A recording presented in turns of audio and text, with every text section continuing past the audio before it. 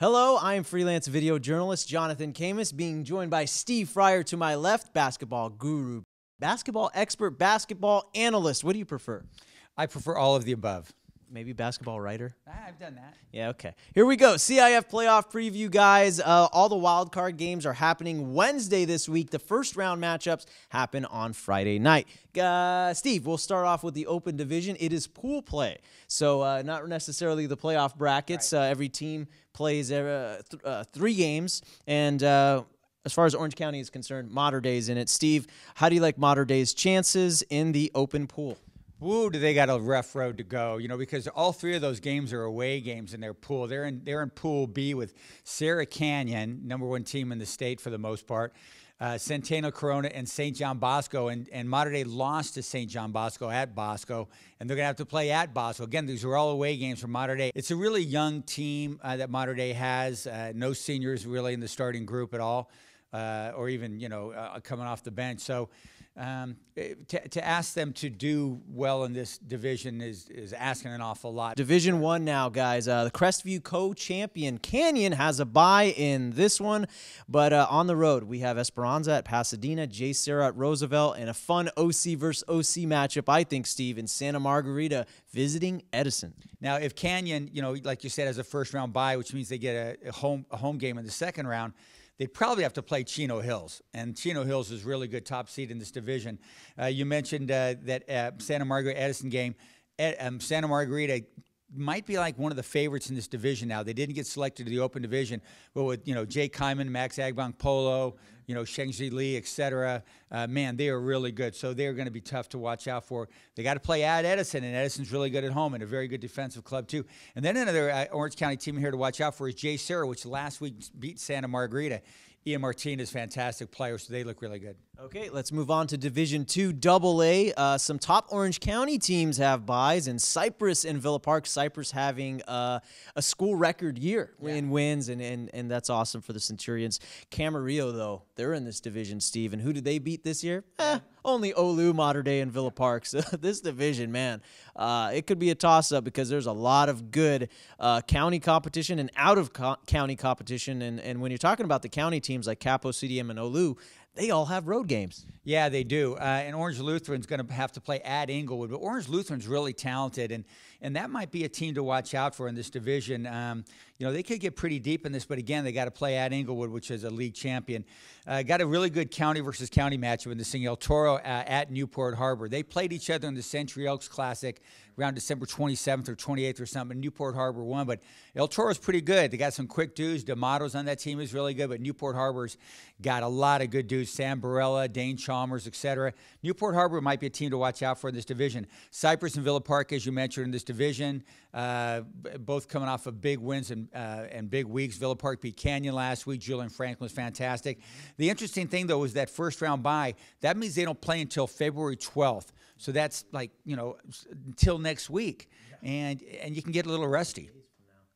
Exactly. And I don't know if you want to predict this one. Are we even to that point yet? You can do whatever. Just go ahead, right off the top of your head. Sorry to put you on the spot, but that's what I do. No, I really like Cypress's chance in this division. I think they're a pretty well-rounded team. Derek Mitchell of Cypress has to be in the argument for Coach of the Year, too. Yeah, he's done an awesome job this year with those boys. Okay, Division 2A now, guys. Tesoro, they have a bye. They went undefeated at 8-0 in league this year, did the Titans. On the road in the first round this week, Laguna Beach, University, and Troy. And we also have a fun OC-OC matchup with Korean Lutheran, last year's CIF champ. They're in Division 2A now at Sonora, which, as we all know, the jungle, that's a tough place to play, Steve. Yeah, and it certainly was when I was there last week when they lost to La Habra. What a fun game that was, Jonathan. Holy mackerel. Colony looks like a really good team in this division, as does Tesoro, too. Tesoro, again, has that first-round bye. Looking at this division, though, if Sonora's super young, but if they can get it together, they might be able to get pretty deep in this division. But it really looks like Colony and Tesoro are the 2 best teams in this group. I want to hit really quickly Division 3. We'll start Division 3 AA on the road. Mission Viejo and Yorba. La Habra, they won the Freeway League. They will host Torrance, and the Highlanders, you got to talk about them, Steve. They have a county record 17-game win streak. Yeah, and another guy for Coach of the Year discussion is Aaron Reichenberg over there at La Habra. has really done a wonderful job over there. Got a big guy, Sam Howland, on that team. Cameron Dashell is very, very quick and very tough on defense too. Mission Viejo's had a very interesting year, up and down, up and down. But I think if you look at what's happened with them, one of their top players, Jay Connerty, had a messed up ankle a messed up knee rather for about a 7-8 game stretch in there, and they didn't play well without Jake in there. He's such a crucial part of their team. They got to play on the road at A.B. Miller, but Mission Viejo might be a team to watch. Also, a team I like in this group is Marina, Wave League champion. Jacob Alamadoun is a really fantastic player. I really like that guy a lot. So that's a team to watch out. But as far as like Orange County teams in here, La Habra's the best of the group. All right, there you look like the team to beat. Finally, we'll round it out with Division 3A. We have Sunny Hills on the road at Artesia, Valencia at Capo Valley Christian, Pacifica at El Dorado. You made another note here with your chicken scratch, Steve. I can't read it, but your final thoughts on 3A. 3 single A, the team to watch out for Orange County-wise is Capistrano Valley Christian. Really good team. Chris Childress done a really nice job with that group. They got a player over there who plays his tail off of both ends of the course, Festus Nedumanya. He is a fantastic player, really good player all around. And interesting team in here, too. I don't know how deep they're going to go, but El Dorado, champion of the North Hills League, has won like 8 in a row or something like that. Coach Ryan Mounts has done a really fantastic job with that group. So they're going to be interesting to watch out for. And then Sunny Hills had a really good final week, too. They beat Sonora in the final week, and they're a team that's in a bit of a roll. My chicken scratch down is about 4 AA. We got Fairmont Prep, the top seeded team in that division too, and Pacifica Christian also from that really good San Joaquin League. Opposite ends of the bracket, maybe a final would be Pacifica Christian against Fairmont Prep in the championship game of 4 AA. Wow, maybe all the students will be in attendance for that one. You know all what? 17 of them. You know what? I've been to a couple of those games, and it's really interesting. They're getting a really good student section buzz going on too.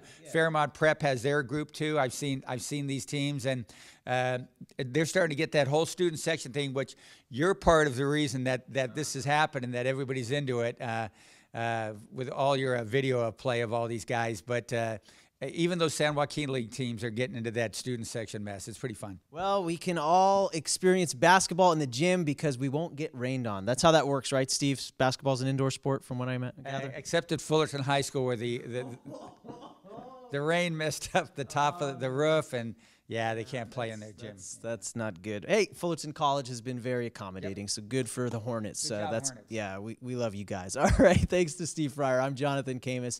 That was your CIF boys basketball preview, and thank you for watching.